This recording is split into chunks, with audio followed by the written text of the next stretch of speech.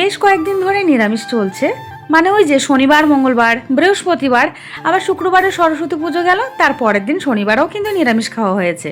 আর তাতেই অপর্ণা খচে গেছে, পড়তে যাওয়ার আগেই বলে গেছে আজকে যদি তুমি নিরামিষ রান্না করো, মারো, যা কাটো, যাই করো, আমি কিন্তু ভাতই খাবো না বলে দিচ্ছি। ফ্রিজে অল্প খাসির মাংস ছিল, তাই ভাবলাম না আজকে ওকে সেটাই রান্না করে দিই। তো এদিকে দেখো, প্রথমে আমি খাসির মাংসটাকে ম্যারিনেট করে নিয়েছি।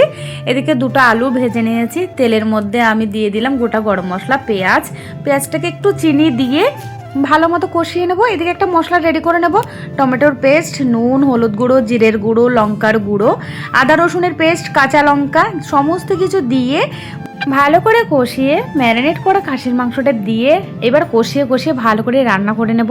শেষের দিকে গরম মশলার গুঁড়ো দিয়ে আর একটুখানি কষিয়ে আমি নামিয়ে নিয়েছি।